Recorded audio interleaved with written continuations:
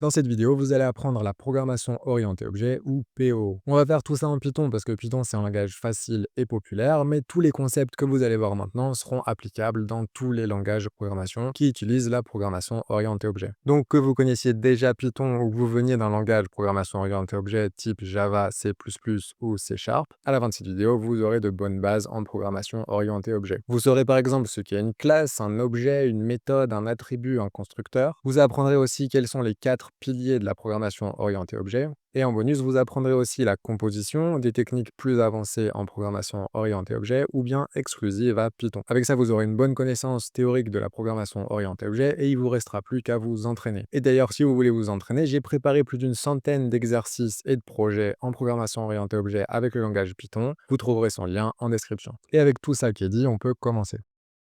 Alors déjà, pourquoi on utilise la programmation orientée objet? Vous pouvez voir la programmation orientée objet simplement comme une manière différente de réfléchir et d'organiser le code. La manière la plus simple de coder et celle qu'on apprend souvent au début, c'est ce qu'on appelle la programmation procédurale. On écrit une ligne de code, puis une autre, et le programme avance étape par étape. Ça marche bien dans la plupart des cas, surtout quand le code est assez court, mais quand le code devient plus gros, dans certains cas, on peut mieux l'organiser en utilisant d'autres manières de coder qu'on appelle des paradigmes en fonction de ce dont on a besoin. Et une de ces manières de coder, un de ces paradigmes, c'est la programmation orientée objet. Avec l'orienté objet, on va regrouper les données et les fonctions ensemble dans ce qu'on appelle un objet. Et cet objet, il est construit à partir d'un plan qu'on va appeler une classe. Et donc, voyons la différence entre un code procédural et un code orienté objet avec deux programmes qui font la même chose. Nos programmes font quelque chose d'assez simple, qui est de faire aboyer un chien. Et pour faire aboyer le chien, on va simplement afficher une phrase qui dit que le chien aboie en utilisant la fonction print. Donc, si on dit ça de manière procédurale, on pourrait faire une fonction qui s'appelle aboyer qui prendrait un chien en paramètre, et puis cette fonction retournerait le chien et puis le nom du chien, aboie. Ensuite, il faudrait appeler la fonction, donc on pourrait faire aboyer et puis un chien, on passerait un nom de chien, n'importe lequel, disons Rex. Et maintenant, en appelant ce code, on a bien une phrase qui dit le chien Rex aboie. Donc dans cet exemple, on a une fonction qui effectue l'action et qui utilise ce qu'on lui passe en paramètre. On aurait pu lui passer n'importe quoi, on aurait pu faire aboyer 5 et en appelant ce code, on a le chien 5 aboie, ça n'a pas beaucoup de sens. C'est pas le chien qui aboie, c'est une fonction aboyer qui fait aboyer n'importe quoi. Et donc, à l'opposé, en programmation orientée objet, on va avoir un code qui ressemble à ça. On va avoir une classe chien. La classe chien aura une méthode. Une méthode, c'est une fonction qui appartient à une classe, à un objet, qu'on définirait, qui s'appellerait elle aussi aboyer, qui prendrait self, et je vous expliquerai self plus tard. Et là, on aurait la même phrase, print le chien aboie. Le chien qu'on veut faire aboyer, il aura un nom. Donc, on va utiliser self.name. Encore une fois, je reviendrai sur self. Et on pourrait par exemple dire que le chien a un nom, disons Lassie cette fois-ci. Maintenant, pour que ce code fonctionne, il faudrait que je crée un objet chien. Et donc, je peux faire C égale chien, ouvrir et fermer des parenthèses. Et puis, je pourrais faire aboyer le chien en faisant C.aboyer. Maintenant, si j'exécute ce code, je vois que j'ai bien le chien Lassie aboie. Et donc, c'est bien l'objet chien qui avait une capacité, une méthode qui était d'aboyer. Et tout ça, c'est défini dans une classe. Et donc, plutôt qu'avoir une fonction aboyer dans le code procédural qui permettait de faire aboyer n'importe quoi, comme on l'a vu, j'ai fait aboyer le chiffre 5, on aurait pu faire aboyer un chat aussi. Dans le code de droite, celui de la programmation orientée objet, on a bien uniquement les chiens qui peuvent aboyer parce que c'est défini dans ce qu'ils sont dans la classe. Plus concrètement, on va organiser le code en programmation orientée objet dans plein de cas différents quand ça permet de mieux organiser le code et chaque fois qu'on veut représenter une ou plusieurs instances de quelque chose. Là, on a vu un exemple classique qui est de créer un animal, ici un chien, mais quand vous allez coder, vous pourrez utiliser l'APO pour coder des choses concrètes. Par exemple, dans les jeux vidéo, chaque personnage, monstre, arme et toutes les ressources qu'on peut dropper peuvent être représentés par des objets. Dans des interfaces graphiques, tous les éléments de l'interface, comme les boutons, même la fenêtre, les menus, seront des objets avec qui on peut interagir. Par exemple, un bouton aura une couleur, une taille, un style, des bords arrondis ou pas, comme ici le chien avait un nom, et le bouton aura aussi des capacités, comme par exemple ce qui se passe quand on clique dessus. Un autre exemple, c'est les applications web. Chaque utilisateur, session, tout ce qui se trouve en base de données peut être vu comme un objet, Et c'est par exemple le cas en Python quand on fait du web avec le framework Django. D'autres exemples pourraient être une gestion de réservation pour une bibliothèque ou une médiathèque par exemple. Chaque livre physique est un objet, chaque abonné, chaque personne peut emprunter un livre. Et aussi chaque fois qu'on fait un emprunt, tout ça sera représenté par un objet. Un emprunt aura par exemple une date d'emprunt, une date à laquelle on doit rendre ce qu'on a emprunté, et sera lié à un livre et un abonné. Et pour finir, dernier exemple, on peut avoir des applications bancaires. Dans un système bancaire, chaque compte, chaque transaction ou chaque client peut être représenté par un objet en utilisant la programmation orientée objet. Donc maintenant, vous savez pourquoi et quand utiliser la POO, et donc maintenant, on peut passer au code. Donc maintenant, on va créer une classe à partir de 0 et je vais vous expliquer chaque partie qui la compose. Pour déclarer une classe en Python, on utilise le mot classe. Comme pour les fonctions, on utilisait le mot def. Ici, pour une classe, on va utiliser le mot classe. Comme pour les fonctions, il faudra donner un nom à la classe et on va utiliser le Pascal case. Donc, chaque mot commencera par une majuscule. Si je voulais appeler ma fonction ma classe, je peux faire classe pour dire que je vais définir une fonction, et puis lui donner un nom, ma classe, avec un M majuscule et un C majuscule. Des fois, vous verrez des parenthèses ici, et puis un élément ici, et on verra pourquoi et quand on fait ça plus tard. Mais si vous voulez créer une première classe de base, vous n'avez pas besoin des parenthèses, et donc on peut directement faire classe, le nom de la classe, deux points, et puis un retour à la ligne. Ici, comme pour les blocs de conditions et de fonctions, on a une indentation, et tout ce qu'on va écrire dans ce bloc juste en dessous de la définition de classe va être ce qui compose la classe. Pour le moment, la classe qu'on va coder ne va rien faire, donc je vais utiliser le mot pass qui permet d'avoir une classe vide sans avoir de problème en Python. Maintenant qu'on a déclaré cette classe, on va pouvoir déjà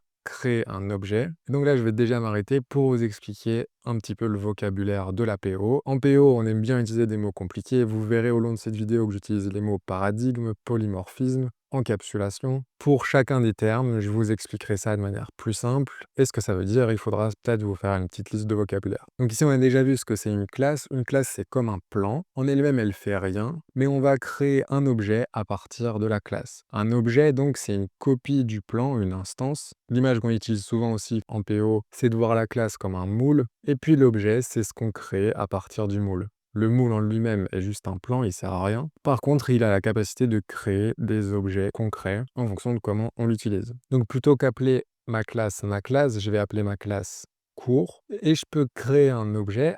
Cette action, ça s'appelle instancier une classe, créer une instance d'un objet à partir d'une classe. Et on peut mettre le résultat de cette instanciation dans une variable que je peux appeler C. Et pour créer un cours, on appelle le cours avec des parenthèses ouvrantes et fermantes. Juste après ces premiers exemples, vous allez voir qu'on peut passer des choses entre ces parenthèses. Mais pour le moment, comme notre classe ne fait rien, on va juste ouvrir et fermer les parenthèses ici. Et avec ça, on a un objet C qui est une instance de la classe cours, et je peux par exemple print le type de C, et quand je regarde ce que ce code fait, je vois que le type de C, c'est un nouveau type que je viens de créer, qui est un type cours, et j'ai bien le résultat de la fonction de print qui est classe main cours. À ce cours, on peut ajouter des attributs. Disons maintenant qu'on veuille ajouter un nombre d'étudiants, on pourrait faire étudiant égale 0 pour le moment, c'est un nouveau cours. Puis ce cours peut avoir une durée, disons 120 minutes. Et maintenant, je peux print étudiant en accédant à l'attribut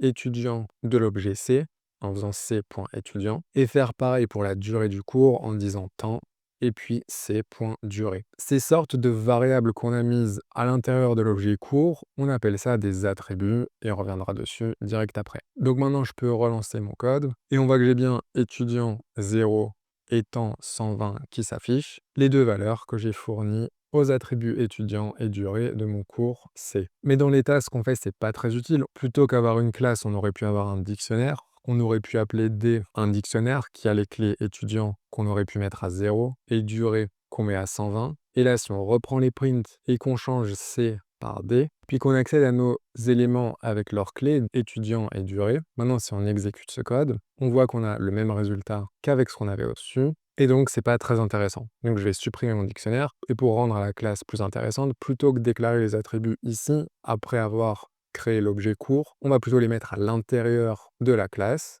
ce qu'on peut faire en mettant le code directement comme ça. Maintenant, si je relance ce code, rien ne devrait avoir changé. On a toujours les deux prints qui affichent la même chose, car dans notre classe, dans le plan de ce qu'on est en train de créer, On a ces deux attributs qui composent directement la classe. En plus des attributs qui sont des sortes de variables à l'intérieur des classes, on a aussi des méthodes qui, elles, seront des fonctions à l'intérieur de la classe. Donc là, encore une fois, pour améliorer le code, plutôt qu'avoir ces deux prints ici à l'extérieur de la classe, je pourrais les mettre dans la classe directement et puis créer une fonction ou une méthode de classe qu'on pourrait par exemple appeler afficher info et qui nous afficherait ces infos, combien il y a d'étudiants et le temps, la durée du cours. Pour que ça fonctionne, il faut juste un petit peu adapter la méthode. Là, ici, C n'existe pas, c'est défini ici. On ne sait pas de quoi on parle à l'intérieur du cours. Et donc, on va pas faire C.étudiant et C.durée, on va faire quelque chose d'autre. Ce quelque chose d'autre, c'est le mot self. Je reviendrai plus tard sur le mot self. Pour le moment, ajouter le juste et il faudra aussi l'ajouter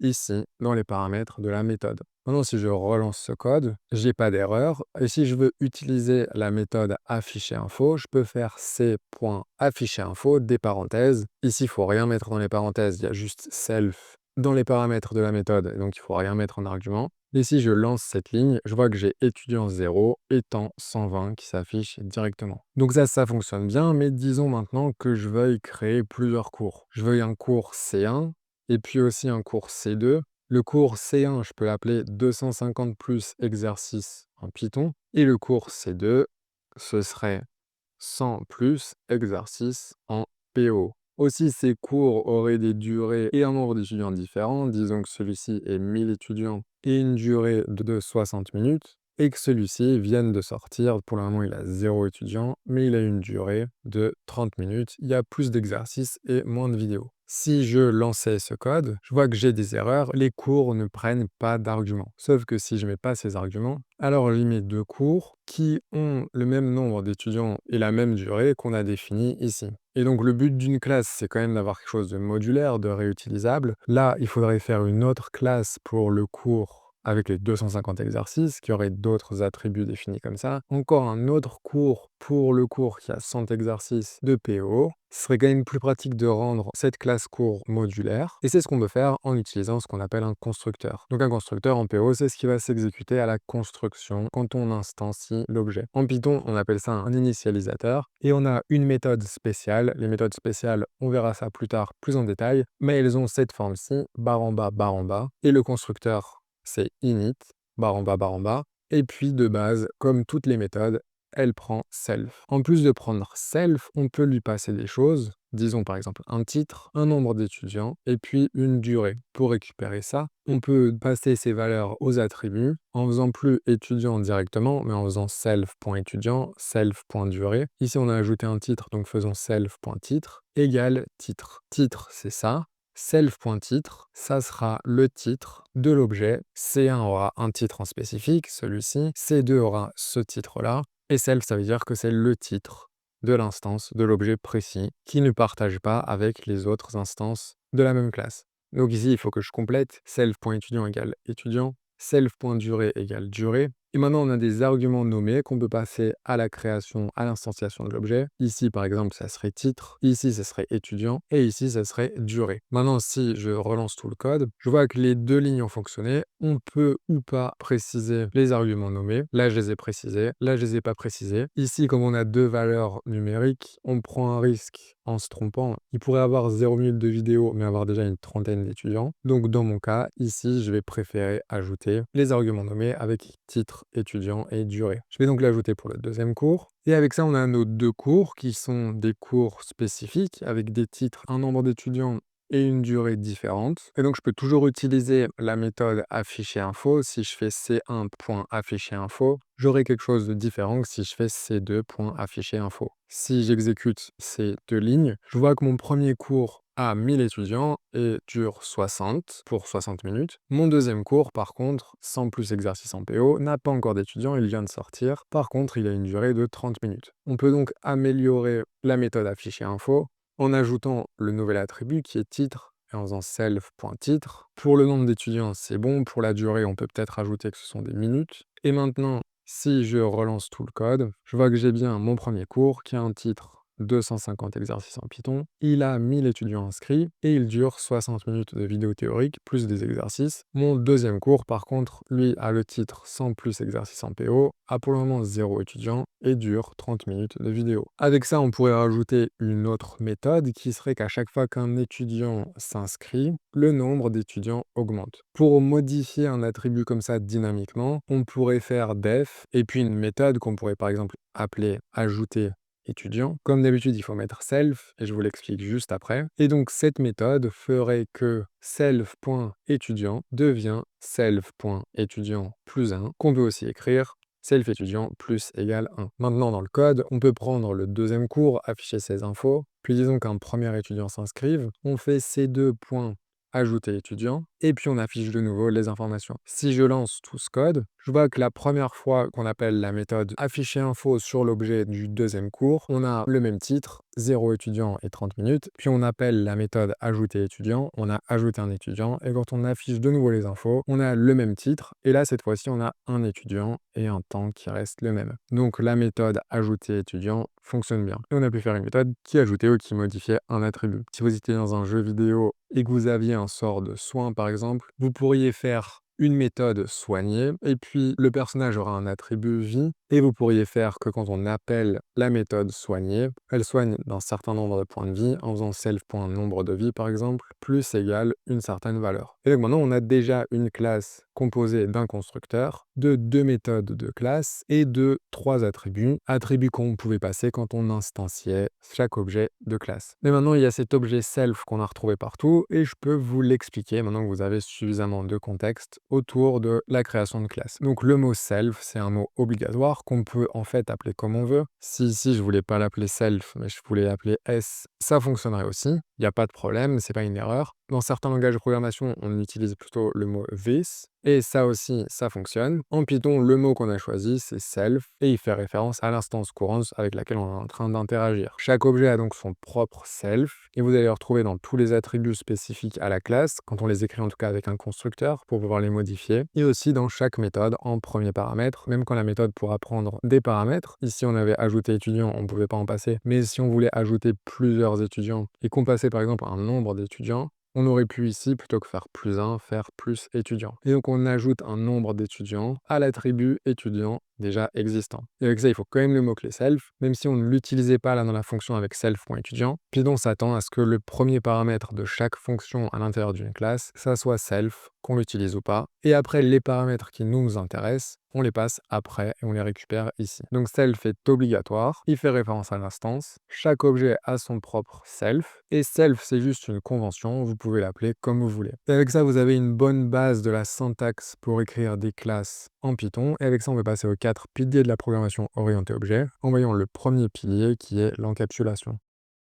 Et donc voyons l'encapsulation en programmation orientée objet. Reprenons la classe cours qu'on avait fait juste avant, et disons qu'on veuille ajouter une valeur qui n'est pas censée être acceptée pour l'attribut nombre d'étudiants, à savoir un nombre d'étudiants négatif. Là, avec le code actuel, rien ne m'empêche de faire C1.étudiant égale moins 50 par exemple. Si je lance ce code, il n'y a aucun problème. Et maintenant, quand j'utilise C1.afficher-info, j'ai bien moins 50 étudiants. Avoir un nombre négatif de personnes inscrites à un cours, ça n'a pas de sens. Et donc, ça serait mieux qu'il y ait un moyen de protéger les données plutôt que pouvoir les modifier comme ça directement. Et c'est ce à quoi sert l'encapsulation. Donc, on va utiliser l'encapsulation pour faire différentes choses. Soit quand on veut protéger des données, par exemple un mot de passe ou le solde d'un compte bancaire, quand vous allez rendre plus difficile d'accès. On peut aussi utiliser l'encapsulation quand on veut empêcher des erreurs, éviter qu'un attribut prenne une valeur impossible, ici comme on a eu avec le nombre d'étudiants négatifs par exemple, ou encore quand on veut contrôler comment les informations sont modifiées,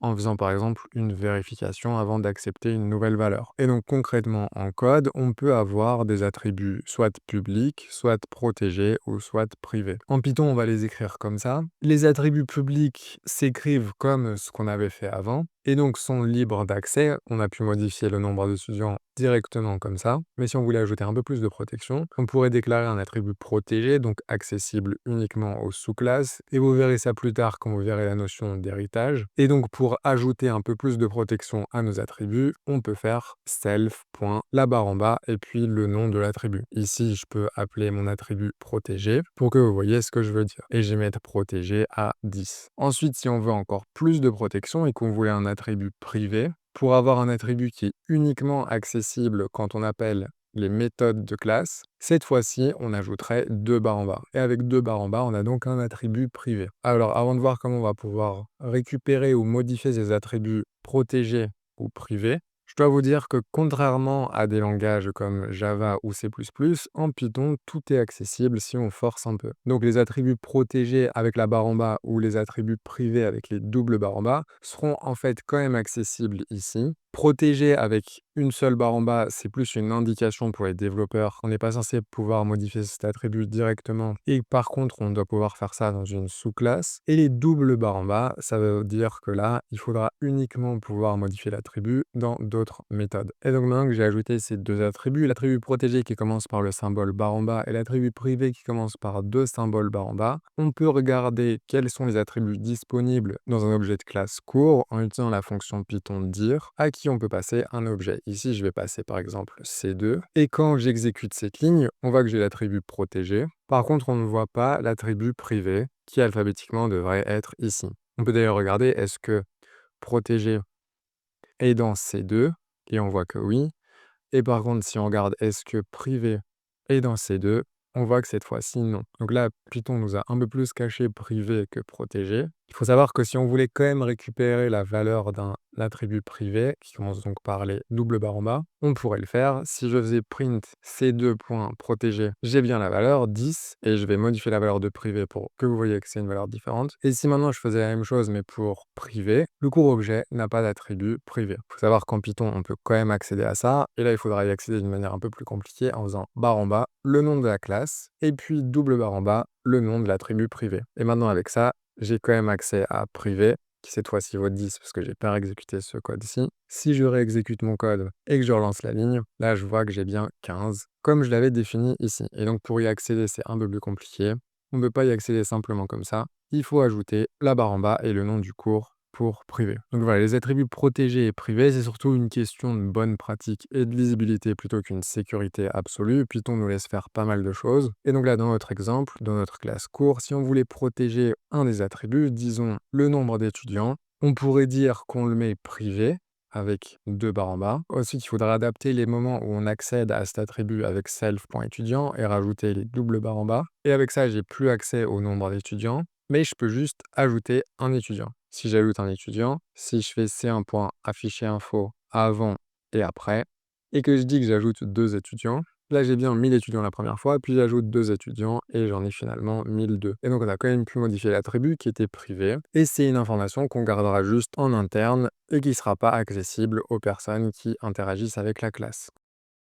Revenons à des exemples plus simples d'encapsulation. Vous avez déjà vu la différence entre attributs publics, protégés et privés. Maintenant, je vais vous montrer des méthodes d'encapsulation qui permettent d'accéder et de modifier ces différents attributs. Donc, quand on va vouloir modifier ou accéder à un attribut protégé ou privé, il y a globalement deux manières de faire ça, et on va préférer une manière plutôt que l'autre en fonction des langages de programmation. Je vous montre. La première solution, c'est d'utiliser ce qu'on appelle des getters et des setters pour avoir ou modifier. Je vais simplifier ma classe et puis créer un cours C qui prendrait donc un titre sans plus exercice en PO, un nombre d'étudiants 0 et une durée 30 minutes. Maintenant donc, si vous vous souvenez, si je veux print le nombre d'étudiants, je peux pas simplement faire C point et puis aller chercher étudiants. Je peux pas non plus y accéder comme ça, et non plus avec une barre en bas. Si j'essaie d'exécuter ce code, je vois que j'ai eu des erreurs pour C.étudiant, C.barre en bas étudiant et C.barre en bas étudiant. Pour y accéder, il faudrait donc que, plutôt qu'essayer d'afficher l'attribut directement, j'ai une méthode qui me permette de me donner la valeur de l'attribut. Et cette méthode, on l'appellerait un getter, de l'anglais get pour avoir, recevoir. Donc je pourrais faire def, et par convention, on va faire commencer les méthodes getters par le mot get, et puis barre en bas, le nom de l'attribut auquel on essaye d'accéder. Ici, ça serait étudiant au pluriel. Comme d'habitude, les méthodes de classe prennent self en premier paramètre. Et puis dans getEtudiant, on pourrait return self.barre en bas étudiant. Et là, étudiant est privé. On ne peut pas y accéder ici, sauf en faisant le hack que je vous avais montré, qui était de faire ça. Par contre, il est privé, donc on y a accès à l'intérieur de la classe dans les différentes méthodes. Et donc le getter, s'il fonctionne bien, je devrais pouvoir l'appeler comme ça, getEtudiant. Et en lançant tout le code, cette fois-ci, j'ai bien 0 qui était mon nombre d'étudiants. Si maintenant je mets 1999 et que je relance le code, je vois que j'ai bien la valeur 1999 ici. Donc vous vous demandez peut-être à quoi ça sert d'avoir une méthode qui renvoie simplement un nombre d'étudiants comme ça, plutôt que y accéder directement grâce à un attribut. C'est parce que peut-être qu'il n'y a que certaines personnes qui pourraient voir le nombre d'étudiants. Donc on pourrait dire que si la personne est admin, alors on retourne ça. Sinon, on return, vous n'avez pas le droit de savoir combien il y a d'étudiants inscrits à ce cours. Et donc comme ça, on a encapsulé l'attribut étudiant pour le rendre plus difficile d'accès et faire que pour y accéder, on doit utiliser la méthode get. Maintenant, ça serait pratique de pouvoir les modifier. Et donc là, plutôt qu'utiliser une méthode get, on va utiliser une méthode set qui est similaire, sauf qu'elle permet de changer la valeur de l'élément. Et un setter, comme pour les getters. Les méthodes vont commencer par set et puis le nom de l'attribut qu'on veut modifier. Ici, c'était étudiant au pluriel. Comme d'habitude, la méthode prend self et puis elle va prendre aussi la nouvelle valeur d'étudiant qu'on peut appeler valeur. Et donc dans cette méthode set, on pourrait maintenant modifier la valeur du nombre d'étudiants uniquement si elle est valide. On pourrait donc faire if valeur est plus grande que 0, alors on va faire self.étudiant égale valeur, la nouvelle valeur qu'on a passée en paramètre. Sinon, si la valeur n'est pas valide, si on a un nombre de personnes négatif, là on afficherait une erreur, on pourrait même lever une erreur en disant erreur, le nombre doit être positif. Donc on a 1999 étudiants. Et si maintenant je voulais changer la valeur, je pourrais faire c.set étudiants. Je pourrais donc passer à valeur 2001. Et en lançant cette ligne, j'ai pas eu d'erreur. Et si je print de nouveau get étudiant, je vois que j'ai maintenant la valeur 2001. Comme vous pouvez le voir, j'ai protégé la manière dont on peut modifier étudiant grâce au setter à la méthode set étudiant. Si bien que si je me trompais et que je mettais plutôt moins 2001 plutôt que 2001, là j'aurais une erreur, le nombre doit être positif. Et donc ça c'était la première manière d'accéder et de récupérer des éléments avec des getters et des setters. Et c'est totalement valide dans tous les langages de programmation orientée objet, sauf qu'en Python on va en préférer une autre qui est avec la notion de property. Donc les getters et les setters, c'est pas très pythonique. Et en Python, il y a un outil qui nous permet de simplifier un peu le code, qui est la notion de property. Et pour transformer une classe qui a des méthodes getters et setters, on peut adapter le code pour utiliser property comme ça. Donc plutôt qu'avoir get et set, on va retirer get et set pour avoir des méthodes qui ont le même nom que l'attribut qu'on essaie de modifier, sans prendre en compte les éventuels barre en bas ou double barre en bas qu'il y a avant. Sauf que sur la ligne juste avant la définition de méthode, on ajouterait @property. @property, ça va nous permettre de définir comment on peut modifier la propriété en question. Donc pour notre ancienne méthode get, on va pas changer grand-chose. On va laisser ça comme ça. Par contre, pour notre méthode set, maintenant on peut utiliser le nom de l'attribut, .setter pour définir que c'est un setter. Et là, on peut ne pas changer le code et garder la même condition. Si la valeur est égale ou plus grande que 0, alors on modifie bien l'attribut privé étudiant. Sinon, on affiche une erreur.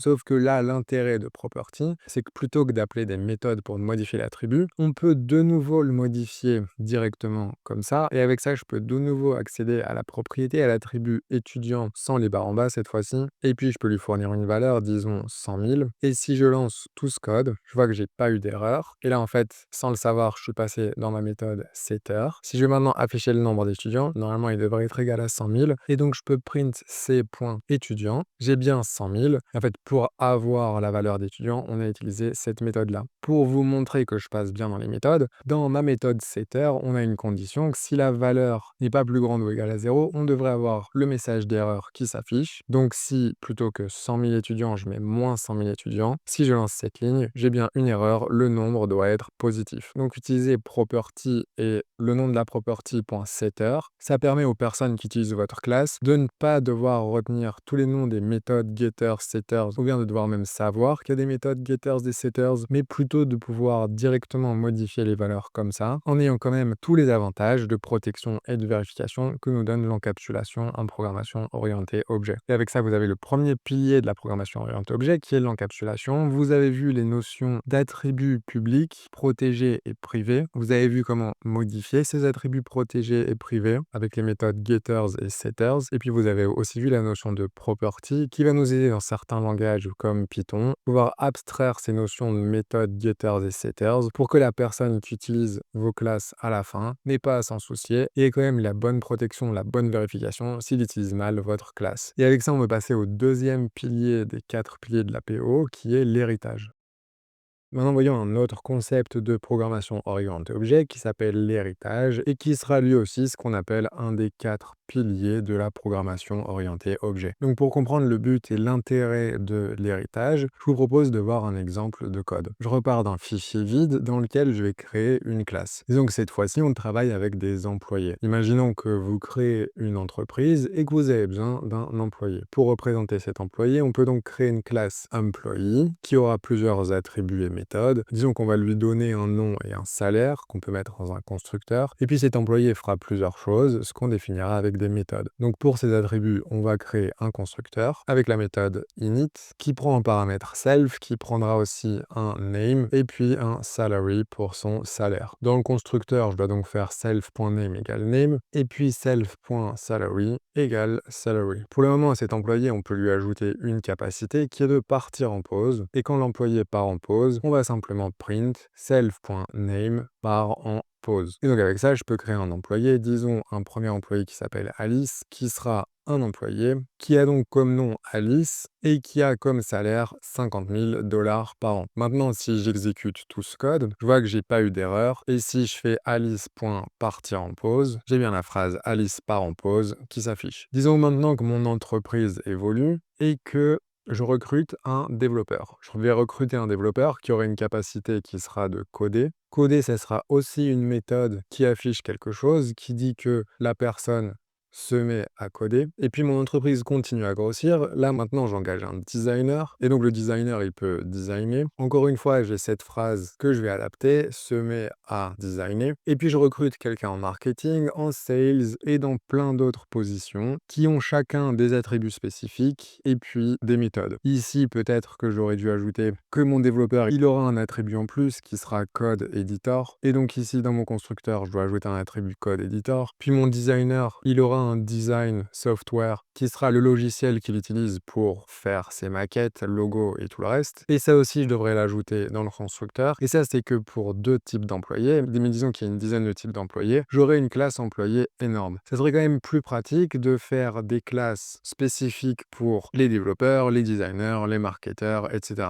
Donc là, je peux retirer les choses qui étaient spécifiques aux designers et aux développeurs, à savoir les 2 attributs code editor et design software, supprimer les méthodes que j'avais faites, et puis, si je connais pas l'héritage, je peux créer une autre classe qui sera par exemple la classe développeur. Cette classe développeur, comme c'est un employé, au final, il aura pas mal de choses en commun avec la classe employé. Mon développeur aura un nom, un salaire, il pourra aussi partir en pause. Avec ça, j'ai fait ma classe développeur. Si je voulais continuer, je devrais faire la même chose pour ma classe graphic designer, pour le graphiste, puis une autre pour le marketeur, etc., etc. Ça fait beaucoup de redondance. Là, on a la même méthode partir en pause autant de fois qu'on a d'employés. On a aussi un nom et un salaire pour chacune des classes. Ce serait quand même plus pratique de définir ce que tous les employés ont en commun. Et puis, dans chaque type spécifique d'employé, développeur, designer, etc., là, ajouter juste les éléments, les attributs et méthodes dont on a besoin. Et c'est exactement ce à quoi sert l'héritage. Avec l'héritage, on peut définir une classe parent, qui serait ici l'employé, dont on pourrait se servir dans toutes les sous-classes qu'on appelle les enfants. Et le vocabulaire ici, c'est que développeur est un employé. Pour traduire ça en code, on peut mettre après développeur, au moment où on faisait classe développeur, entre parenthèses, la classe parent. Ici, la classe parent, c'est employee, donc je peux mettre ça entre parenthèses. Maintenant, j'ai plus besoin de spécifier name et salary ici,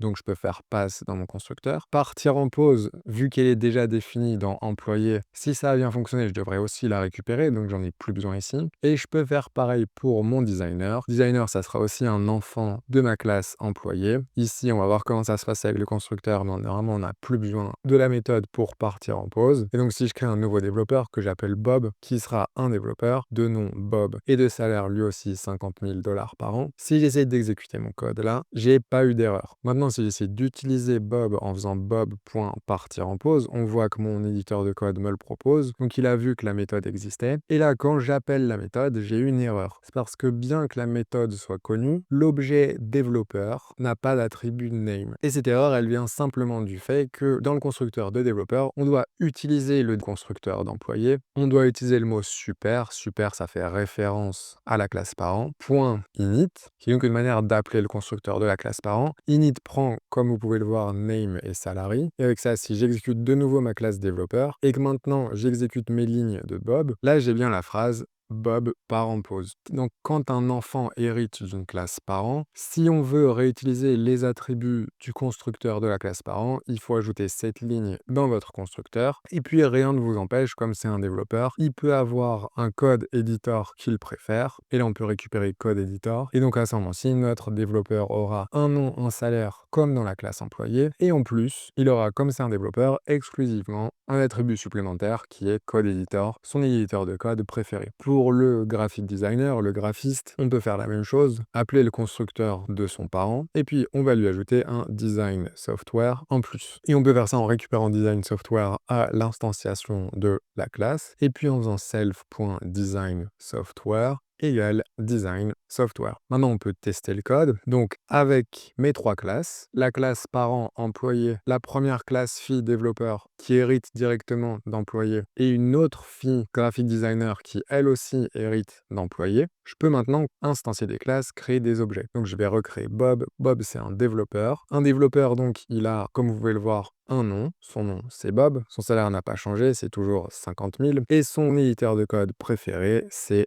NeoVim. Ensuite, on peut avoir Charlie. Charlie, c'est un graphic designer. Son nom, c'est Charlie. Il gagne aussi 50 000 $ par an. Et son outil favori pour créer des logos, maquettes et tout le reste, c'est Figma. Maintenant, j'ai mis deux employés, Bob et Charlie. Sauf que Bob est un développeur et Charlie un graphic designer. Ce qui veut dire que Bob a un éditeur de code. Charlie n'en a pas. Donc, si j'essaie d'exécuter ces deux lignes, je vois que le code éditeur favori de Bob, c'est NeoVim, mais que Charlie, qui est un graphic designer, n'a pas d'attribut code editor. En plus des attributs, il peut aussi avoir des méthodes exclusives. Mon graphic designer pourrait par exemple se mettre à designer. Et là, encore une fois, ça serait une phrase assez simple qui dit que le graphiste design. Mon développeur, il pourrait avoir une méthode codée. Là, encore une fois, on pourrait simplement écrire code. Et maintenant, avec Bob et Charlie, mon développeur et mon graphiste, si je fais bob.coder, je vois que j'ai la phrase Bob code qui s'affiche. Mon graphiste Charlie peut se mettre à designer. Et là aussi, j'ai la phrase Charlie design. Et donc, encore une fois, développeur et graphiste designer, ce sont des enfants qui ont hérité de la classe employée. Et la manière dont on va parler de ces classes, c'est que développeur et graphic designer sont des employés. Ça, c'est la base de l'héritage et on peut aller plus loin. Déjà, on peut se poser plusieurs questions. Par exemple, quand on hérite d'une classe, on n'est pas limité à hériter d'une seule classe, on peut hériter de plusieurs classes, et je peux vous montrer ça avec un exemple.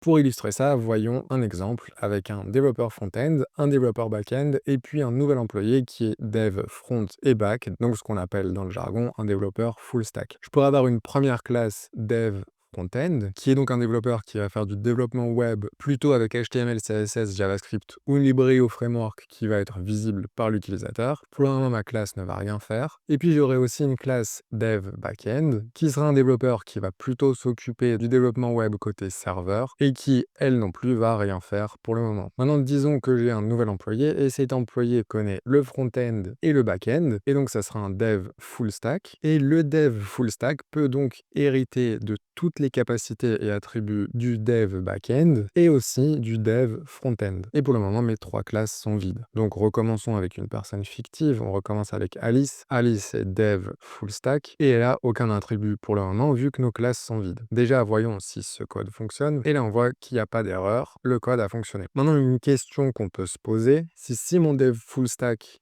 hérite de dev backend et dev frontend, qu'est-ce qui va se passer si les deux devs ont une méthode en commun, par exemple? Les deux devs pourraient devoir coder, donc on pourrait faire une méthode codée qui afficherait le dev front-end code, et bien on aurait la même méthode dans la classe dev backend qui est cette fois-ci le dev backend code. Et donc si vous avez suivi, mon dev full stack devrait hériter de ces méthodes, sauf qu'il a hérité 2 fois de la même méthode codée, en sachant que ces méthodes affichent un message légèrement différent, le dev front-end code ou bien le dev back-end code. Donc à votre avis, là, si j'hérite des deux, qu'est-ce qui va se passer? Est-ce que ça va afficher le dev front-end code ou bien le dev back-end code? On peut voir ça tout de suite. Si on fait alice.coder et qu'on lance le code, on voit que c'est la phrase le dev back-end code qui s'affiche. Et ça, c'est pour une raison simple. C'est parce qu'avec Python, il y a ce qu'on appelle le MRO, qui est l'ordre de résolution des méthodes, donc l'ordre dans lequel les méthodes sont prises. Et globalement, celle la plus à gauche, premier, va avoir la priorité sur les autres. Donc ici, dev backend était en premier, alors j'ai cette phrase qui s'affiche. Si j'avais inversé l'ordre, en réexécutant le code, cette fois-ci, j'ai dev frontend code. Donc il y a des subtilités comme ça avec l'héritage. Ça, c'était ce qu'on appelle un héritage multiple. Ce qu'on avait vu avant, quand on héritait simplement d'une seule classe comme ça, c'était l'héritage simple. Il y a aussi des cas spécifiques comme l'héritage en diamant et d'autres. Et je vous laisse découvrir tout ça quand vous en apprenez plus sur l'héritage en faisant des exercices. Et pour le moment, on peut s'arrêter là. En résumé, l'héritage, ça permet de réutiliser le code d'une classe déjà existante et de spécialiser certaines parties si on veut. Le vocabulaire qu'on a utilisé, c'est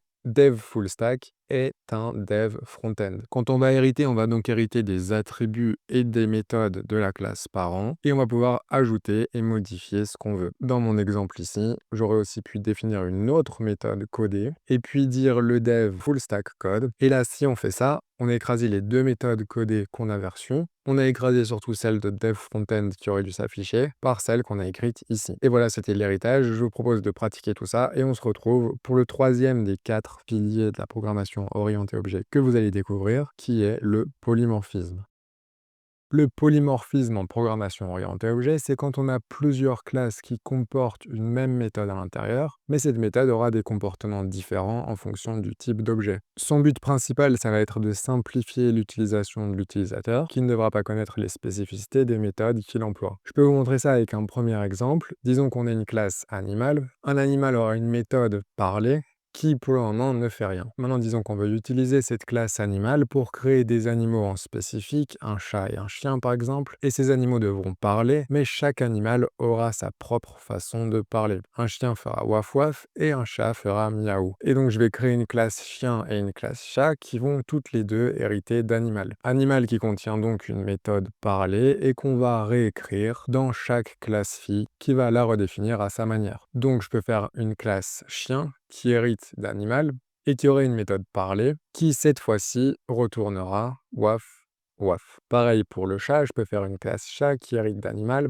et dedans, il y aura aussi une méthode qui a le même nom, la même méthode, donc parler, mais avec un comportement différent. Ici, on retourne miaou. Quand on va faire du code comme ça va s'appeler du polymorphisme et on va utiliser cette structure quand on veut différentes classes qui ont une méthode avec un nom commun, ici parler, mais avec des comportements différents. Ou plus simplement à retenir différentes classes, même méthode, comportements différents. Maintenant donc si je veux faire parler ou faire du bruit à ces animaux, je peux créer une liste d'animaux, chien et chat par exemple, et puis pour animal in animaux, je peux print animal.parler. Maintenant, quand j'exécute ce code, je vois que j'ai bien le premier animal, chien, qui a retourné waf waf, qu'on a affiché, et mon deuxième animal, chat, a retourné miaou, qu'on a aussi affiché avec la fonction de print. Donc là, c'était un cas de polymorphisme simple. On a une classe parent, dont 2 ou plusieurs classes enfants héritent. Chacune des classes enfants a une méthode commune avec un nom commun et un comportement différent. On peut voir un deuxième exemple de polymorphisme qui s'appelle le duck typing. Le duck typing, en gros, ça va être la même chose, mais sans notion d'héritage. Donc, je peux supprimer animal. Et là, je suis passé d'un polymorphisme simple à du duck typing. Concrètement, le duck typing, c'est donc un cas de polymorphisme plus simple quand on n'a pas besoin d'héritage et qu'on veut juste que plusieurs objets, plusieurs classes aient une même méthode. Ici, la méthode, c'est toujours parler. C'est donc moins strict que le polymorphisme avec héritage, tout en conservant la même interface, la même manière d'interagir avec les objets, ici les méthodes parler. Et encore une fois, ce code fonctionne de la même manière. Après le polymorphisme simple et le duck typing, je peux vous montrer un troisième exemple de polymorphisme, c'est un polymorphisme avec héritage multiple. Et en fait, le polymorphisme avec héritage multiple, on a déjà vu un cas quand j'avais mes développeurs front-end et back-end, où j'avais, pour un peu modifier la classe, une classe développeur qui faisait rien, une classe dev front-end qui héritait de développeur, une classe dev back-end qui héritait aussi de développeur, et puis une classe dev full stack qui héritait en même temps de dev front-end et de dev back-end. Si vous vous rappelez, dans les trois classes dev, back, front et full stack, on avait une méthode codée qui avait le même nom et qui changeait de comportement en fonction.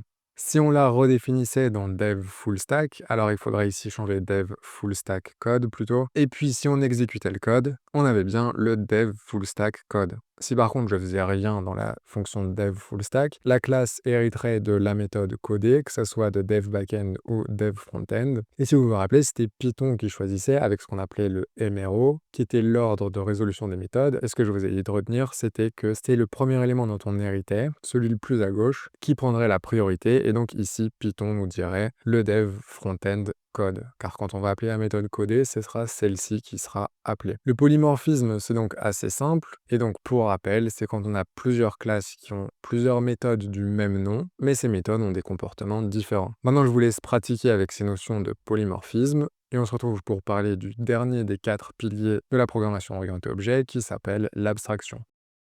L'abstraction en programmation orientée objet, ça va être une technique, une méthode qui permet de cacher les détails techniques et de ne montrer que ce qui est essentiel. En PO, on va utiliser le terme d'interface, parler de méthode abstraite, d'où le nom abstraction, dont on va juste se servir avec les enfants qui hériteront donc de la classe abstraite pour les forcer à implémenter les méthodes dites abstraites. En Python, c'est géré avec le module ABC pour Abstract Base Classes, et on va l'utiliser donc quand on veut définir un contrat clair pour des classes enfants, quand on construit un système extensible par exemple, comme une API, où on devra implémenter certaines méthodes, ou quand on veut forcer une forme de cohérence dans le code. Voyons un premier exemple avec une classe abstraite simple. Disons que dans le code, on implémente plusieurs formes, des carrés, des rectangles, des losanges, des cercles, etc.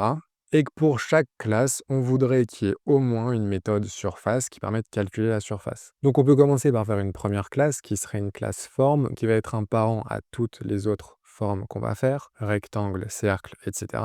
Et comme cette classe serait une classe abstraite, on va elle-même la faire hériter de ABC. ABC, comme je vous avais dit, c'est pour Abstract Base Classes, et c'est un module qui vient de base avec Python. Et dans notre cas, on peut faire from ABC, import ABC en majuscule, et puis on aura aussi besoin d'une abstract méthode juste après.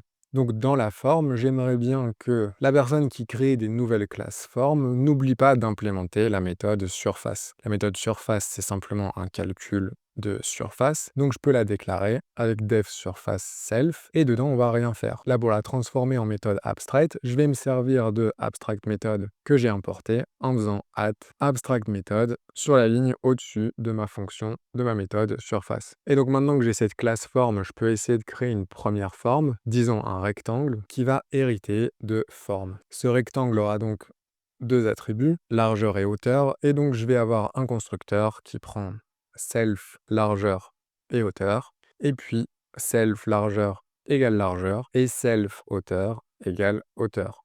Maintenant, pour vous montrer ce qui se passe quand on oublie d'implémenter une méthode abstraite du parent dans un enfant, je peux instancier un nouveau rectangle qui aura une largeur de 4 par exemple et une hauteur de 5. Et si j'essaye d'exécuter ce code, je vois que j'ai un message type error qui me dit qu'on ne peut pas instancier une classe abstraite rectangle qui devrait avoir une méthode abstraite surface. Donc pour que ça fonctionne, je vais devoir implémenter la méthode surface que j'avais dans le parent qui était une méthode abstraite, et je peux faire ça simplement comme pour n'importe quelle méthode avec def surface qui prend self et qui retourne pour avoir la surface d'un rectangle self.largeur fois self.hauteur. hauteur. Maintenant, ça devrait fonctionner et je peux même déjà print r.surface. Et quand j'exécute mon code, je vois que j'ai bien 20, j'ai plus d'erreur, mais j'ai bien la surface de mon rectangle. Et donc ça, c'était un exemple typique d'abstraction. On a juste une classe abstraite qui nous sert d'interface, de plan, et dont on ne va pas se servir directement, mais qui va forcer l'implémentation de certaines méthodes dans les classes qui héritent du parent, ici forme. Et donc, comme vous l'avez vu, c'était impossible d'instancier rectangle sans avoir la méthode surface dedans. J'aurais aussi pu montrer que c'était impossible d'instancier forme. Là, j'ai une erreur de type type-error, on ne peut pas instancier une classe abstraite forme, et c'est parce qu'on ne va pas essayer d'instancier des classes abstraites, on va juste s'en servir dans des enfants pour avoir des meilleures indications sur ce qu'on doit implémenter. Donc ça, c'était un premier exemple avec des formes, un exemple assez scolaire. Concrètement, qu'est-ce que ça pourrait donner sur un site? Disons qu'on est un site sur lequel on vend plusieurs choses. On a donc un système de paiement, carte de crédit, PayPal, crypto, etc. Et qu'au fur et à mesure, on va se dire qu'on va peut-être ajouter des nouveaux modes de paiement. Ça serait bien qu'il y ait une forme de règle, une méthodologie à suivre pour toutes les méthodes à implémenter, pour qu'on ne se retrouve pas en essayant d'ajouter un nouveau mode de paiement en oubliant la méthode payer par exemple. Donc pour implémenter toutes ces méthodes de paiement, je vous propose de faire plusieurs classes. On pourrait commencer avec une classe méthode paiement qui va donc nous servir d'interface de classe abstraite. Si vous vous rappelez, les classes abstraites héritent de ABC. ABC, c'est donc en Python Abstract Based Classes. Puis dans notre classe méthode paiement, on aura une méthode abstraite. Méthode abstraite qu'on peut définir en ajoutant abstract method juste au-dessus de sa définition de méthode. Et donc, il ne faut pas oublier de l'importer. Et puis, on peut définir une méthode payée qui prendra un montant. Et dans la classe abstraite, dans sa méthode abstraite, on ne va rien faire. Par contre, quand on va créer chaque processeur de paiement, disons carte de crédit, qui hérite de méthode paiement, là, on aura de nouveau la méthode payée qu'il faudra absolument implémenter, qui elle aussi prendra un montant. Et pour l'exemple, on peut juste print paiement montant par carte. Maintenant, si on voulait implémenter une nouvelle méthode de paiement, on pourrait aller dans le code, voir qu'il y a une classe abstraite. Cette classe abstraite définit tout ce qu'on doit implémenter. On a aussi un premier exemple, parce qu'un autre développeur, par exemple, a déjà implémenté comment on doit gérer les cartes de crédit. Et moi, j'arrive sur le code que je ne connais pas forcément. Je veux ajouter un moyen de payer avec PayPal. Et je vois que je peux m'inspirer de ce code-là. Et puis peut-être gérer les choses spécifiques à PayPal ici. Et dans notre exemple, ça serait juste adapter ce qu'on fait dans le print. Ensuite, plus tard, quelques mois ou années après, un autre développeur pourrait venir, il ferait la même chose pour payer avec des cryptos par exemple. Et encore une fois, il verrait que grâce à la définition de la méthode paiement qui est une classe abstraite, une interface, il ou elle voit qu'elle a une méthode abstraite à implémenter, qui est la méthode payer. Il peut l'utiliser pour ne pas partir de zéro. Et là, il adapte les différentes interactions qu'on doit faire quand on paye avec des cryptos. Et maintenant, sur le site, par exemple, on pourrait payer avec une carte de crédit, avec PayPal ou en crypto. Et on pourrait donc ici, pour simuler ça, faire une boucle pour paiement in paiement, paiement.payer, disons 1000. Et maintenant, si j'exécute tout mon code, j'ai bien payé 1000 par carte, 1000 par PayPal et 1000 par crypto. Et donc la notion d'abstraction, on va utiliser des mots comme méthode abstraite, classe abstraite, interface. C'est donc en PO une manière de nous empêcher de créer un objet d'une classe qui n'a pas encore été complètement implémenté dans toutes ces méthodes qu'on appelle méthodes abstraites. Et c'est donc une sécurité pour que toutes les classes filles respectent bien le contrat, l'interface, comment on a voulu que le développement se passe. Maintenant, vous savez donc ce que c'est l'abstraction. Encore une fois, je vous recommande de pratiquer tout ça. Et on se retrouve pour parler du concept suivant qui est la composition. La composition en programmation orientée objet, ça va être une classe qui utilise une autre classe comme attribut. La relation et le vocabulaire qu'on utilisera pour ça, c'est que une classe a une autre classe. Donc on a vu avec l'héritage, quand on faisait classe A, et puis qu'on héritait de cette classe dans une autre classe, disons la classe B, on disait que B est un A. Par exemple, on pourrait avoir une classe appareil et on pourrait dire que smartphone est un appareil. Si on voulait avoir un autre type d'appareil, on pourrait dire ordinateur qui hérite d'appareil et on pourrait dire ordinateur est un appareil. Ça, c'était avec l'héritage, et donc c'était une relation est un ou une. Et c'est ce que je vous propose de voir, c'est une relation à un ou une. Dans notre exemple ici, pour continuer, je pourrais créer un clavier, et dans ordinateur, on pourrait avoir un constructeur avec def init self. Et dans mon constructeur, je pourrais dire que mon ordinateur a un clavier et le clavier, c'est un objet de type clavier. Et donc là, comme vous voyez, cette relation, c'est une relation à un ou une. Ici, mon ordinateur a un clavier. La composition, c'est juste ça, et je vous propose de voir quelques exemples.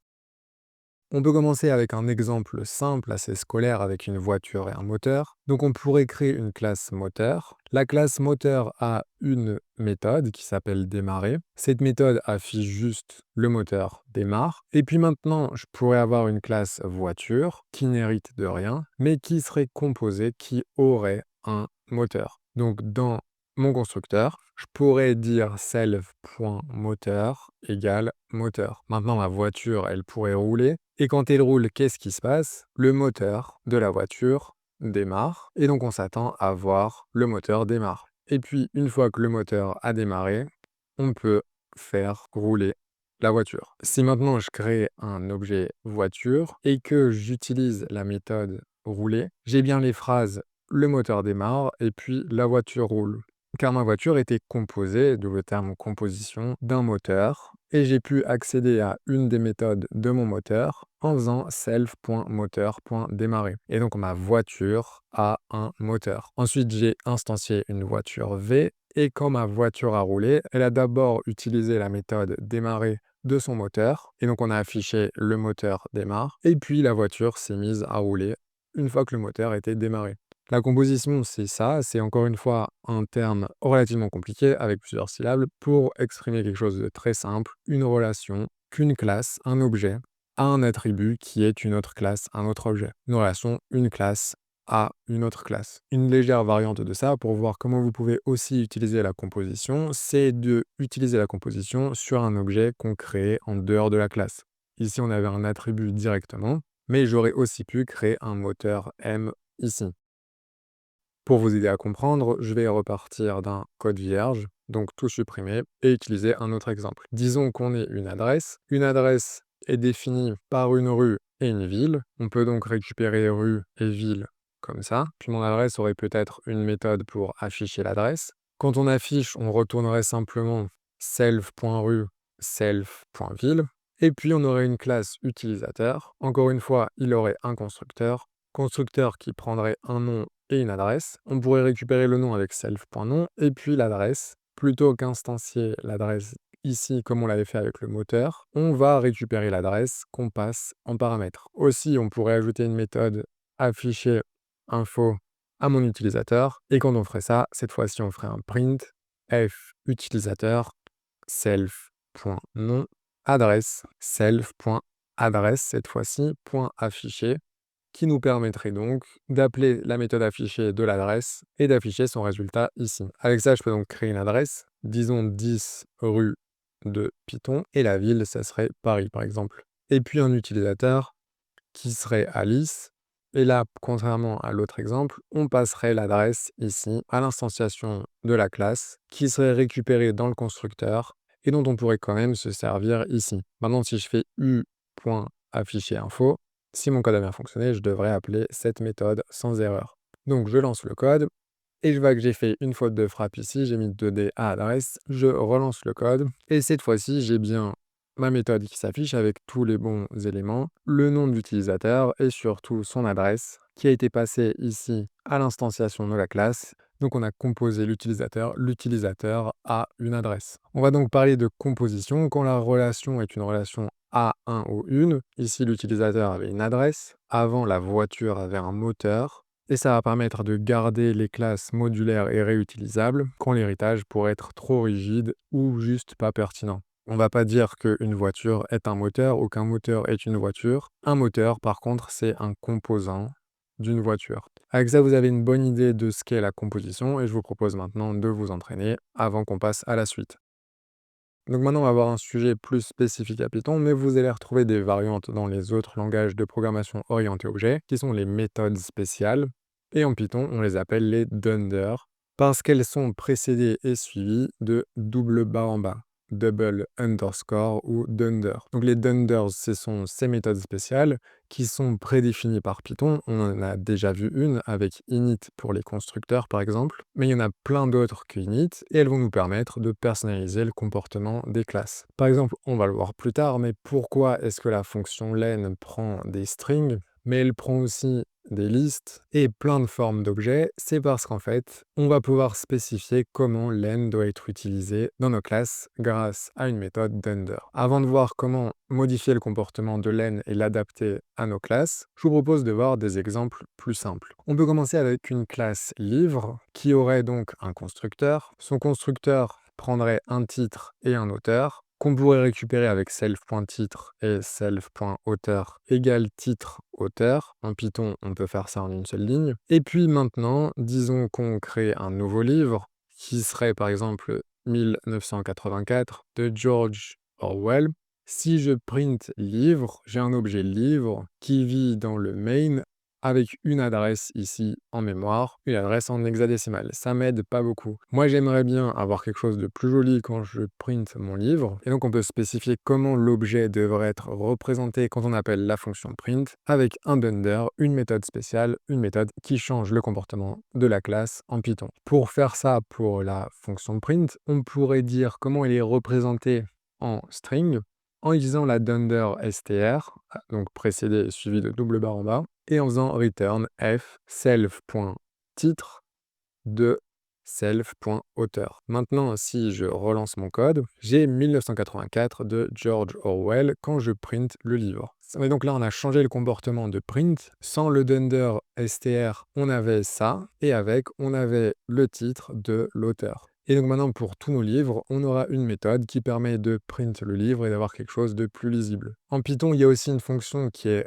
REPR pour la représentation d'un livre. Et si on fait ça, on aura de nouveau ce que str nous renvoyait avant de l'avoir modifié. Souvent, cette fonction-là, ça va être quelque chose que plutôt les développeurs utilisent, alors que ça, c'est ce qu'on va afficher. Par exemple, dans l'interface admin de Django, les titres de chaque objet qui viennent de chaque modèle, pour les afficher plus facilement, soit sur une page, soit dans l'admin de Django, on peut utiliser ce genre de choses pour que le titre s'affiche mieux sur les différentes pages. Par contre, repr, c'est peut-être quelque chose qu'on veut garder pour les développeurs, et donc on va pas écrire quelque chose d'aussi verbose, d'aussi littéral que nom du titre de nom de l'auteur, mais par contre pour aider nos développeurs, plutôt qu'avoir livre object à une adresse, on pourrait plutôt retourner livre avec ce titre-là, et puis auteur avec self.auteur. Là, comme vous voyez, on n'a pas quelque chose d'aussi lisible par un humain que ça, mais un développeur, ça sera peut-être plus simple pour lui de voir que c'est un objet qui vient d'une classe livre et qui a comme titre 1984, comme auteur George Orwell, et donc s'il veut créer un nouveau livre, il doit plutôt utiliser cette structure. Il doit créer une instance de livre avec au moins titre et auteur. Et donc avec ça, on n'a plus que changer le comportement de Python et on va maintenant voir différents types de dunder. Je ne vais pas toutes les implémenter, il y en a vraiment beaucoup. D'ailleurs, si vous voulez voir combien il y en a, ça c'est une partie des dunder, il y en a d'autres. Et donc je vais en implémenter plusieurs, une de chaque catégorie, pour que vous puissiez explorer les autres vous-même. Donc ça, c'était les dunder pour représenter des choses. Là, je vous propose de voir une autre catégorie de dunder, qui sont ceux qu'on va utiliser pour les comparaisons et l'égalité. Disons qu'on est une classe point. Cette classe point a un constructeur qui prend x et y des coordonnées. Maintenant, on peut faire self.x, self.y égale xy. Et donc ça, c'est la même chose que faire ça. Sauf que là, je peux le faire en une ligne, comme c'est assez simple. Et puis disons qu'on crée deux points, un point P1 et puis un point P2. Maintenant, j'aimerais bien voir est-ce que mes deux points sont égaux. Et ici, pour les points qui sont égaux, ça voudrait dire que le point est à la même coordonnée. Ici, 1, 2. Avec une logique d'humain, donc, on devrait avoir true, et pourtant, on a false. On a false parce que ce sont deux objets différents. Python compare des objets, ils ont des adresses différentes, c'est pas du tout les mêmes objets. Mais nous, on voudrait que la personne qui utilise notre code puisse comparer des points comme ça. Là, encore une fois, on peut modifier Python pour préciser que quand il y a une comparaison, ici l'égalité, on voudrait un comportement différent que celui de base. Encore une fois, c'est une dunder qui s'appelle EQ pour equality, l'égalité en anglais, et ça prend self et other. Other, ça va simplement être ce avec quoi on compare. Ici, self, ce serait P1 et others, ça serait P2. Et donc, nos 2 points sont égaux s'ils sont à la même position et on peut voir s'ils sont à la même position en faisant est-ce que self, donc ici dans notre exemple P1 de x est égal à other, ici P2 de x, et que self.y est encore une fois égal à other.y. Maintenant, avec ça, si je relance mon code, cette fois-ci, je vois que j'ai true, les 2 points sont aux mêmes coordonnées et donc on peut considérer qu'ils sont égaux. En plus de pouvoir réécrire les comportements des opérateurs de comparaison, comme ici l'égalité, on peut aussi faire ça avec les opérateurs arithmétiques. Disons que cette fois-ci, on a des vecteurs. Le vecteur sera assez similaire à un point dans le sens où il prendra aussi les coordonnées x et y. On pourra ensuite avoir un vecteur 1, 2 par exemple, puis un autre vecteur 3, 4, et puis on aimerait bien faire vecteur 1 plus vecteur 2. Et donc, si on additionnait ces deux vecteurs, on aurait un nouveau vecteur qui serait 4, 6, c'est ce à quoi on s'attend. Encore une fois, si on lance ce code pour le moment, Python ne va pas comprendre ce qu'on veut faire. Il va me dire qu'il y a une opération pas supportée, plus entre vecteur et vecteur. Il faudrait donc l'implémenter. Encore une fois, il y a une dunder qui s'appelle add, qui prend self et other, comme on avait pour ec, l'égalité. Et là, on pourrait simplement retourner un nouveau vecteur de self de x plus other de x, et puis self.y plus other.y. Et là, si notre code fonctionne bien, on devrait avoir un objet vecteur. Mais comme vous voyez, on essaye de print un objet vecteur, un vecteur 1 plus un vecteur 2. Sauf que là, Python, le comportement de base, c'est de nous afficher qu'il y a bien un objet vecteur à cette adresse en mémoire. Et nous, pour pouvoir l'afficher, on pourrait implémenter str ou repr. Ici, je vais vous montrer ce qui se passe quand on a la représentation sans str, la dunder pour changer la string. C'est qu'ici, on peut afficher, si on implémente juste repr et pas str, en faisant par exemple vecteur self_x self.y, quand on va faire un print, c'est bien ça qui sera affiché. Donc à retenir, ce que j'ai pas dit avant, c'est que str a la priorité sur repr. Et donc là, si j'avais et repr et str, quand je fais mon print, j'ai plutôt mon dunder str qui prend la priorité. Si je voulais avoir accès à ça, je devrais préciser que je veux repr. Et là, j'ai bien un vecteur 4, 6. Je pourrais me faire vecteur x égale self de x et y égale self de y. Et puis si j'enlevais str de ma classe, là il n'y a plus besoin de mettre repr. Comme il cherche str, il trouve pas, donc il continue, il cherche repr, là il trouve, et donc il va plutôt afficher ça comme il n'a pas d'str. Et s'il n'avait pas trouvé repr, il nous aurait affiché l'objet vecteur à l'adresse en mémoire avec l'adresse en hexadécimal. Maintenant, si je relance tout ça, je vois que j'ai bien vecteur x égale 4 et y égale 6 en utilisant print sur mes deux vecteurs. Et donc, j'ai modifié le comportement de l'opérateur d'addition plus. C'est pour ça qu'en Python, on peut faire certaines choses, additionner certains types d'objets ensemble, les multiplier aussi. Si on multiplie une liste ou une chaîne de caractères, si on fait print a fois 3, on a ha ha ha, c'est certainement parce que dans la classe string, on a un dunder mul pour la multiplication qui répète 3 fois ce qu'on lui passe. Donc là, vous avez vu add, je viens de vous montrer brièvement mul. Il y a des dunder pour tous les opérateurs arithmétiques et il y en a plein d'autres. Je vous laisse explorer ça si vous avez envie, mais pour le moment, je continue avec d'autres méthodes dunder qui peuvent être utiles, particulièrement une qui est la méthode len dont je vous ai parlé en début de cette section sur les dunder. Et donc, voyons ça. Encore une fois, je vais supprimer tout mon code pour que vous ayez un maximum d'exemples. Je vais créer une classe malist. Malist, elle a un constructeur avec des données et donc on peut récupérer ces données avec self.données égale données. Ensuite, on peut créer une liste malist qui contient donc une liste Python, disons 10, 20, 30. Et maintenant, disons qu'on veuille afficher la longueur de l'objet malist. Si on faisait len de 10, 20, 30, on aurait 3, et donc on peut s'attendre à ce que ma classe malist gère aussi la longueur de la liste, comme le fait la fonction len sur une liste. Sauf que quand je lance ça, je vois que j'ai une erreur, l'objet de type malist n'a pas de fonction len. Et comme vous commencez peut-être à le comprendre, c'est parce que len, c'est aussi un dunder qu'on implémente en Python dans chaque objet. Et donc si on voulait que notre classe malist puisse gérer la fonction len, quand on fait len et puis qu'on lui passe un objet, il faudrait encore une fois gérer son comportement en créant une méthode dunder len. Là, vu que ma liste c'est juste une abstraction supplémentaire sur une liste, au final les données c'est une liste, pour retourner la longueur de la liste de données qui est en fait une liste, je peux faire len de self.données. Si je voulais faire ça un peu plus à la main, je pourrais faire i égale 0 for données in données i plus égale 1 et puis return i.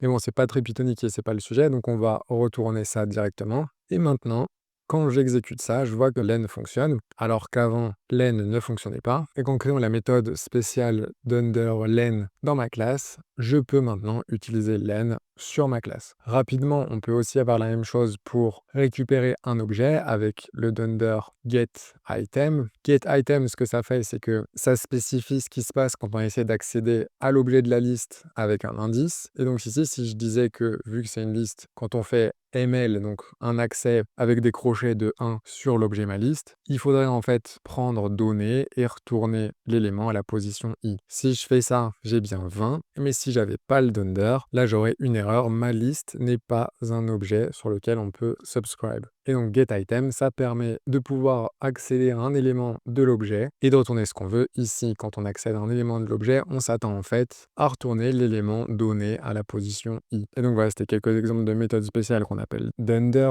Je pourrais vous donner plus d'exemples, mais ça serait mieux que vous les découvriez vous-même, donc je vous laisse vous entraîner avec tout ça. Et puis on se retrouve pour le concept suivant. Les data classes en Python. Donc les data classes, c'est une classe spéciale qui sert surtout à stocker des données avec moins de code que ce qu'on a de base, à savoir notamment un constructeur, mais pas que, je vais vous montrer ça. Et donc en Python, on peut faire ça comme ça. Disons qu'on veut y faire une classe simple, qui est une classe utilisateur. Utilisateur, quand on va l'instancier, on va vouloir lui passer un nom et un âge. Et donc si on veut faire ça, jusqu'à présent, vous avez vu qu'il fallait faire un constructeur, récupérer nom avec self.nom égale nom, self.âge égale âge, et puis on pouvait enfin instancier la classe en faisant U1 égale utilisateur. Disons qu'on prenne toujours l'exemple Alice, qui a 30 ans. Puis maintenant, si on lance ce code, ça fonctionne. On a un utilisateur U1. U1, ça a un nom et U1 a aussi un âge. Là, il n'y avait pas beaucoup d'attributs, c'était assez simple, mais on a quand même dû faire un constructeur. Il y a une manière un peu plus rapide de faire ça en Python, qui est avec ce qu'on appelle les data classes. Les data classes, c'est quelque chose qui vient avec Python de base, mais il faudra quand même l'importer, donc il faut faire from data classes import data class. Et data class, ça va nous permettre de faire des classes plus facilement. Donc on peut créer une autre classe qui serait user cette fois-ci. Et là, plutôt que faire le constructeur et récupérer nom et âge, on peut faire nom et là préciser que c'est de type str, c'est la seule chose qu'on va faire en plus, et puis âge de type int. Et voilà, j'ai fait la même chose que ce qu'il y avait avant. Donc maintenant, je peux faire u2 égale user Bob, qui aurait aussi 30 ans. Il faut que j'importe data class. Maintenant, il ne reste plus qu'à définir que cette classe, c'est une data class. Et quand je lance mon code, j'ai pas eu d'erreur. Et si maintenant, je vais voir de quoi est composé u2, u2.âge, c'est 30, u2.nom, c'est Bob. Donc avec ça, j'ai fait la même chose qu'avec ça. Aussi, la différence pour les data classes, c'est que si on print u1 ici, on a cet objet qui nous dit qu'à cet endroit en mémoire, on a une classe utilisateur. Alors que si je le fais sur ma data class, j'ai quelque chose de mieux formaté. Je vois que j'ai un user qui a un nom qui est Bob et un âge qui est 30. Donc en fait, si on voulait vraiment reproduire ce que ma data class ici a fait, on devrait implémenter plusieurs dunder, dont notamment repr, et on devrait return f utilisateur qui a un nom, qui est donc self.nom, et qui a un âge, qui est self.âge. Et si vous voulez aller plus loin, en fait, il y a d'autres dunder à implémenter pour avoir la même chose. Je vous laisse vous renseigner sur data class. Mais donc, avec ces 3-4 lignes là, j'ai une classe de type data class qui a fait plein de choses, qui nous a permis de ne pas devoir avoir cette même formule de constructeur et de ne pas implémenter certains dunder, dont repr ici pour avoir une représentation plus sympa que ce qu'on avait avant.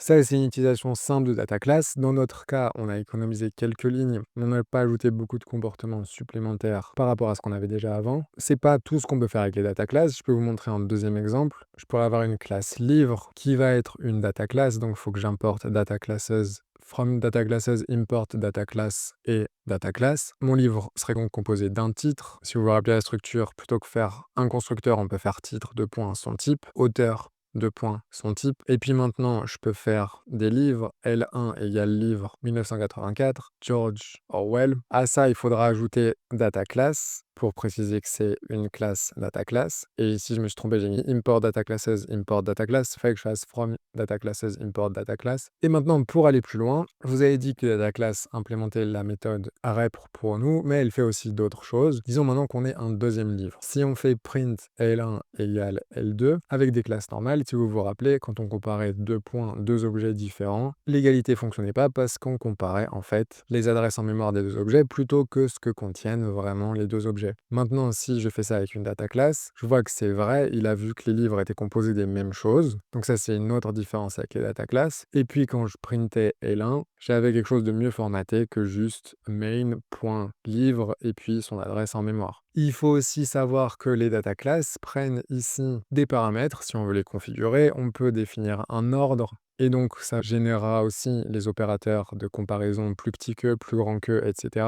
Donc, ça vous permettra d'aller plus loin. On peut aussi rendre les objets immuables comme des tuples, donc en passant de true à frozen. Et donc, il y a plusieurs autres options que vous pourrez passer ici entre parenthèses. Je vous laisse vous renseigner. Aussi, ce qu'on peut faire, c'est d'utiliser asDict. Et il y a aussi asTuple, par exemple, qu'on peut récupérer toujours depuis data classes. Et si j'exécute cette ligne, je vois que j'ai mon objet de classe qui a été transformé facilement en dictionnaire. Donc là, je vous laisse imaginer ce que vous pourrez faire avec. Data classes, c'est donc quand on a des classes super simples et qu'on ne veut pas devoir tout réimplémenter, les opérateurs de comparaison, d'égalité, les manières de transformer ça en dictionnaire, etc. Data classes nous permet d'avoir des outils de représentation pour instancier nos classes et nous servir des objets qu'on vient d'instancier plus facilement. Et donc les data classes, vous pouvez voir ça comme des classes simplifiées pour stocker des données. Ici, c'était parfait, on avait des livres et on a vu comment on pouvait les comparer, les récupérer comme dictionnaire sans devoir implémenter les dunder init pour le constructeur, rep pour la manière dont on va afficher l'objet ou ec pour pouvoir faire l'égalité. Et maintenant que vous avez eu une introduction aux data classes, je vous laisse vous entraîner. Avec ça, vous avez vu beaucoup de concepts en programmation orientée objet en Python. Maintenant, il faut vraiment pratiquer, il faut découvrir comment vous pouvez utiliser tout ça dans des frameworks Python comme Django ou Tkinter pour faire du web ou des interfaces graphiques avec Python. Vous verrez que chaque élément qui vient d'une base de données dans Django, ou les formulaires, ou les modèles, ou même les vues, tout ça peut être représenté avec la programmation orientée objet.